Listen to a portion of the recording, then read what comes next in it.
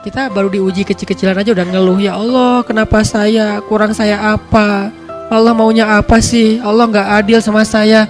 Itu kita. Mereka Nabi Ibrahim yang disebut Khalil, kekasih Allah, masih disuruh nyembelih anak. Seolah-olah kalau mau nanya lebih berhak lagi, ya Allah kurang saya apa dalam pengorbanan saya hijrah loh dari Irak ke Palestina, saya bawa loh anak saya tinggal di Mekah seorang diri bareng dengan ibunya, bareng dengan ibunya, nggak ninggalin apa-apa gitu, dan bertahun-tahun saya nggak ngejenguk, kurang apa lagi ya Allah, engkau nggak percaya iman saya, kan bisa gitu kan? Enggak. Allah perintahkan sembelih anakmu, sami'na wa ata'na, walaupun diusap kepala Ismail, ya bunayya, sambil nahan air mata menggenang di sini. Tapi itu bukan emoticon ya, benar menggenang ya. Kan ada tuh emoticon yang menggenang di sini gitu. Terus ekspresinya gini. Nah, itu emoticon. Nabi Ibrahim menahan air matanya diusap kepala Ismail, ya bunayya. Kalimat ya bunayya itu tuh harus kita pahami dengan angle storytelling. Jangan angle kajian ilmiah. Ya bunayya secara bahasa artinya, aduh kurang dapat ceritanya. Ya bunayya kalau dilihat dari sisi perasaan, itu panggilan ketika seseorang tuh lagi dalam keadaan perasaannya tuh dalam banget, terus kayak kehilangan banget, terus kayak sedih banget gitu. Itu panggilnya ya bunayya. Kalau lagi biasa ya Ismail. Kalau lagi biasa lagi anaknya gitu. Tapi ini lagi kayak dalam banget gitu perasaan Ibrahim, kayak takut banget kehilangan Ismail dan lagi ngerasa sedih banget, manggilnya ya bunayya. Makanya saya lebih suka mengimajinasikan cerita sejarah lewat storytelling daripada kajian-kajian ilmiah sejarah. Lahir sekian, meninggal sekian, perang tahun ini, jumlah pasukan, itu namanya data sejarah, bukan kisah sejarah. Kita kalau cuma dengar data sejarah, kita tuh nggak dapat feel apa-apa. Jadi kayak nggak dapat apa-apa dari sejarah. Kenapa kita nonton film-film Hollywood itu sampai 4 jam kita nggak keluar dari ruang studionya? 4 jam Endgame. Kok kuat gitu? Karena dia kayak story-nya tuh bagus banget sampai kita terlibat. Nonton film misalnya kayak yang horor, kita sampai kaget-kaget sendiri gitu kan ya. Nonton film sedih kita jadi kayak sedih sendiri. Nonton film thriller kita jadi kayak gregetan sendiri karena dia menyajikannya dalam adegan. Nah, sirah kita kurang banyak storyteller dalam dakwah kita tuh. Sehingga ketika menyampaikan sirah agak kurang storytelling. Jadi orang dengar sirah tuh kayak kaku, bosan banget sih bahas sahabat atau para nabi. Nabi Adam, beliau adalah, nah ini kalau udah mulai beliau adalah berarti definitif. Sementara dalam bahasa cerita langsung masuk ke konflik, langsung masuk ke adegan. Kan saya dulu serius belajar sastra, saya nulis novel, saya nulis cerpen, tapi nggak dibukuin. Kenapa? Karena isinya curhat. Daripada ketahuan ya udah nggak usah dibukuin. Tapi banyak, dan saya jadi juri penulisan cerpen dan novel. Jadi saya kalau baca tulisan orang nggak mau baca semuanya, baca di awalnya aja. Kalau di awalnya pada suatu hari langsung coret. Kalau di awalnya pengenalan tokoh langsung coret. Awal tuh konflik langsung.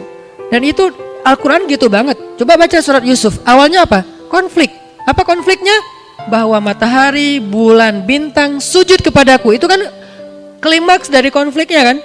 Lalu dikisahkan ke ayahnya. Ayah, aku mimpi ini. Kata ayahnya apa? Konflik juga tuh. Jangan ceritain ke kakakmu, nanti kamu akan dicelakai. Konflik kan? Baru kemudian mulai dari alur awal. Diajaklah Yusuf untuk menggembala segala macam. Jadi kayak alur itu dipakai loh sama Al-Quran. Pas sampai di tangan kita jadi kaku. Karena kita nggak belajar tentang storytellingnya Al-Quran dan Sunnah. Nah, saya ketika mengisahkan ini bukan mau lebay, bukan mau ditambah-tambah, enggak. Ini diambil dari kata-katanya. Pemilihan diksi itu tuh mempengaruhi loh. Kenapa Ibrahim bilang ya bunayya? Itu bukan ya bunayya, bukan gitu cara bacanya.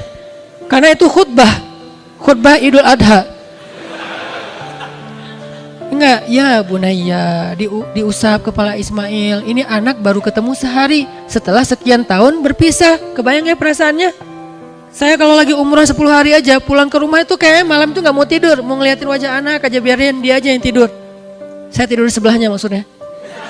Jadi maksudnya kayak aduh ini udah 10 hari apa segala macam. Ini nih baru ketemu sehari setelah sekian tahun, terus disuruh perintahkan untuk wafat, disembelih dengan cara disembelih, berat banget.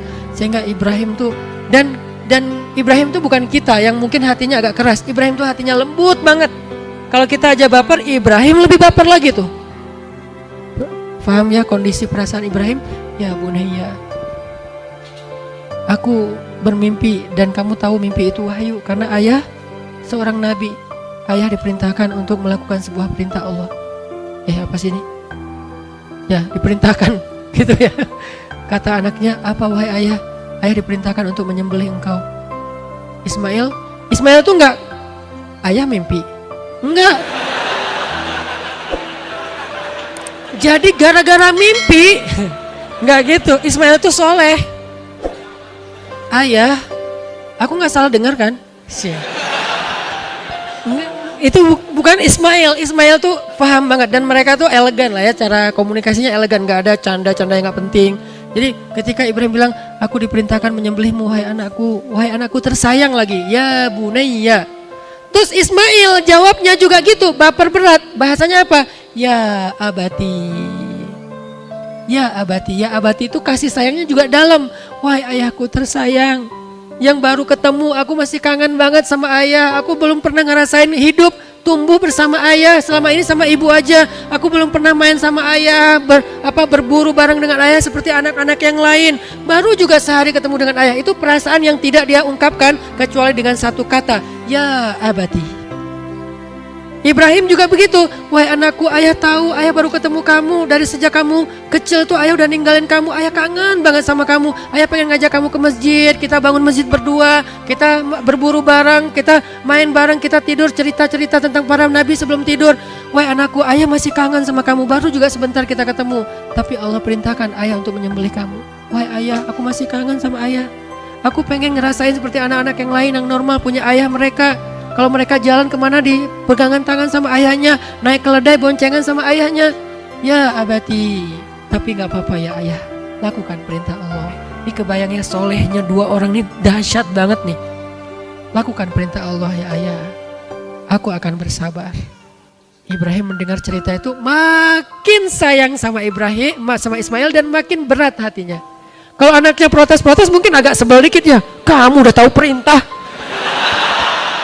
Ini nih kan orang kadang-kadang makin dibenturin kan makin jadi kan. Ini enggak, makin dia kayak nurut, makin dia pasrah, itu kan makin gak tega kan. Itu tuh berat banget loh buat Ibrahim. Terus mereka berdua pagi-pagi jalan gak ngomong-ngomong ke Hajar kalau akan ada adegan itu. Hajar kirain Ibrahim mau ngajak Ismail berburu, bawa golok, bawa apa, dikirain mau berburu, jalan. Pas sampai di daerah Mina, Ismail bilang, ayah, asah pisaunya yang tajam biar aku gak kesakitan. Diasah sama Ibrahim, asah yang tajam setajam mungkin. Ayah pakai penutup baju ya, biar nanti darahku tidak mengenai baju ayah, kelihatan sama ibu, nanti ibu jadi sedih. Ditutup sama Ibrahim bajunya biar nggak kena darah. Jadi di sini ada adegan-adegan kecil yang jarang dibahas, menunjukkan bahwa kedua-duanya yakin bahwa adegan penyembelihan bakal terjadi. Nggak menduga ada seekor hewan sembelihan, nggak sama sekali. Ketika dibaringkan Ismail di atas batu, sekarang tuh ada di daerah antara Mina sama Muzdalifah, ada sebuah bukit namanya Jabal Kurban. Kalau yang pernah umrah tuh ada, pas pulang dari Arafah sebelah kiri dia di atas ada kayak tugu gitu, namanya Jabal Kurban. Di situ posisinya, dibawa ke atas, ditaruh di atas batu. Ismail udah berbaring, ditutup wajah Ismail karena nggak tega ngelihat wajah anaknya. Ismail tuh nabi loh, aura wajahnya tuh soleh banget, teduh banget, semua orang sayang pasti. Apalagi Ismail keturunan kakeknya Nabi Muhammad, pasti paling keren udah. Ditaruhlah pisaunya di leher Ismail. Itu jantung Ibrahim itu udah nggak tahu kayak gimana. Itu perasaan Ismail tuh udah nggak tahu kayak gimana. Terakhir tahu nggak apa jawaban kata-kata Ismail yang bikin makin berat tuh? Ayah, sampaikan salam buat ibu ya. Bilang aku cinta sama ibu. Wah udah. Tapi gimana pun berkecamuknya perasaan Ismail, berkecamuknya perasaan Ibrahim, yang namanya perintah Allah sami'na wa ata'na nggak boleh berubah. Gak boleh berubah. Kenapa sih Allah ngambil simbolnya berat banget sih? Biar kita selalu tahu bahwa Kayak gitu aja nggak boleh berubah, apalagi yang ringan gitu. Yang udah seberat itu aja nggak berubah sama sekalian, itu disebut dengan istiqomah, konsisten, komitmen. Nah akhirnya Ibrahim naruh pisaunya di leher Ismail. Ketika udah mantap, Bismillah, ya Allahu Akbar, dan itu perpisahan dengan anaknya. Anaknya udah siap untuk kembali kepada Allah, ayahnya udah siap untuk berpisah dengan anak satu-satunya yang waktu itu masih dimiliki, belum punya Ishak. Karena Ishak setelah ini baru Allah kasih Ishak, baru satu-satunya, baru ketemu sehari. Sekarang udah mau berpisah dengan cara yang paling berat, ayahnya sendiri akan menyembelihnya. Ketika mau ditarik tuh pisau oleh Ibrahim, Allah Maha tahu, Allah tunggu sampai detik-detik terakhir. Allah pengen lihat benar gak nih takwanya nih, sungguh-sungguh gak takwanya nih, taatnya nih. Begitu mau ditarik, Allah tahan tangan Ibrahim, mau ditarik gak bisa. Kemudian Allah berfirman, ya Ibrahim, qad saddaqtar ru'ya, engkau telah membenarkan perintah itu, sudah taat. Udah, Ibrahim, lepaskan pisaumu. Ibrahim, gak jadi kalau bahasa kita ya. Masya Allah, Allah Akbar, Alhamdulillah ya Allah. Terus Ismail bukan jadi hewan, itu mah dongeng masa kecil ya. Ismail jadi hewan, terus Ismailnya kemana gitu kan ya, aneh. Itu pertanyaan saya dari sejak saya SD, baru terjawab ke pas saya udah kuliah. Saya kan dari kecil tuh suka baca ya, baca, terutama baca cerita. Di perpustakaan itu semua buku cerita udah pernah saya baca. Tapi kalau yang teori-teori saya males, yang cerita tuh senang, ambil baca. Nah salah satu yang bikin saya penasaran, ini Ismail kemana ini? Dari kelas 3 SD udah nanya, Ismail kemana ya? Tanya ke mak, Ismail kemana? Langit. Oh ya, orang tua zaman dulu kan asal ya kalau jawab ya. Oh ya di langit. Terus saya ngebayangin, Ismail ke langit. Tapi kan setelah itu ada adegan membangun Ka'bah segala macam, terus dia turun gitu. Bingung kan? Baru kejawab pas sudah kuliah. Ismailnya nggak jadi hewan, Ismailnya dibangunkan, keluarlah hewan dari batu, kayak Nabi Soleh, unta keluar dari batu. Ini sembelihan, nggak tahu bentuknya apa, dibandingkan mereka sembelih berdua. Jadi bukan Ismail tiba-tiba, loh kaki kamu kok jadi berubah sih? Nah, itu namanya Israiliyat kalau dalam ilmu tafsir. Apa Israiliyat? Mitos-mitos orang Yahudi. Ternyata cerita-cerita dongeng anak-anak kita dulu, nggak tahu sekarang ya, banyak terpengaruh oleh mitos orang Yahudi. Kalau sekarang banyak terpengaruh oleh mitos Syiah. Antara dua itu, karena yang paling banyak bikin mitos itu cuma dua golongan ini nih, Yahudi sama Syiah. Makanya kalau kita baca cerita-cerita Syiah itu kayak aneh-aneh gitu, ada gitu. Malaikat Jibril salah nurunin wahyu, pengen nurunin ke Ali, malah ke Muhammad. Pas udah turunin nggak bisa tarik lagi, ya udahlah udah terlanjur, udahlah Muhammad aja jadi nabi. Masa ada gitu malaikat yang salah? Nah ini namanya Israiliyat atau apa, mitos-mitos Israiliyat yang kemudian diriwayatkan oleh orang-orang Syiah. Allahu alam. Yang jelas teman-teman, filosofinya adalah pengorbanan. Dan alhamdulillah ternyata adegan pengorbanan itu menjadi syariat, tetapi tidak lagi perlu mengulangi adegan Ibrahim Ismail, hanya perlu melanjutkan adegan Ibrahim dengan seekor zabhun azim, sembelihan yang sangat besar dan gemuk sehat. Zabhun azim, itulah yang kemudian kita lakukan pada Idul Adha. Sehingga buat kita, mari sama-sama kita berazam. Bukan, buat yang mampu ya Ustadz. Nah ini nih beda nih.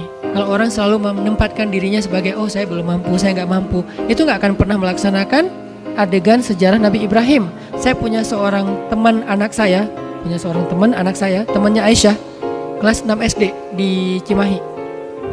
Namanya, karena nih kebaikan saya sebut namanya Abdan.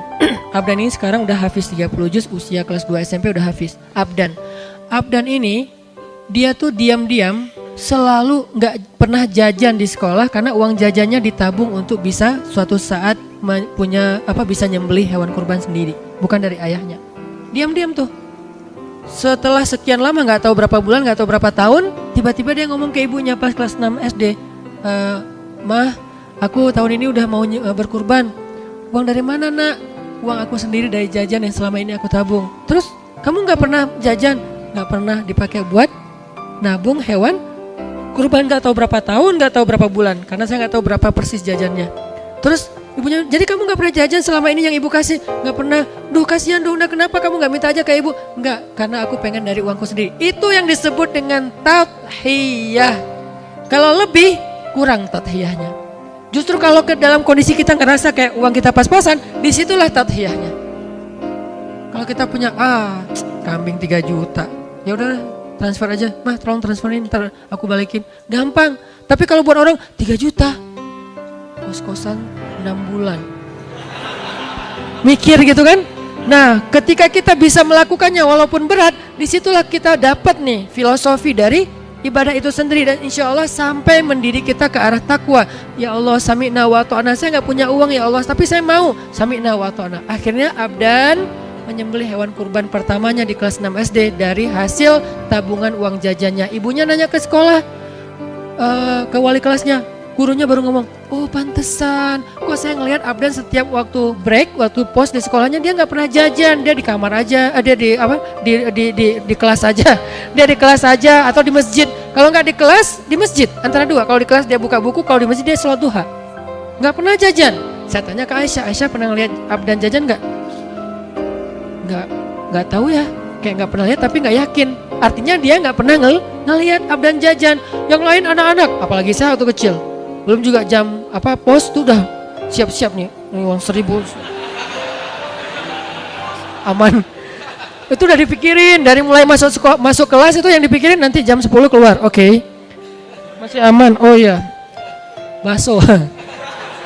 Abdan nggak pernah jajan. Demi apa? Pengen berkurban. Dan itu namanya tadhiyah, itu namanya takwa, itu namanya sami'na wa ta'na. Apakah kita kalah dengan Abdan? Bukankah kita banyak mendengar cerita seorang pemulung yang nabung untuk haji, nabung untuk menyembelih hewan kurban dan seterusnya. Maka tahun ini yuk kita coba belajar berkorban supaya kita bisa berkurban kepada Allah. Bertadhiyah, berkorban supaya kita bisa mendekatkan diri kepada Allah dan derajat takwa.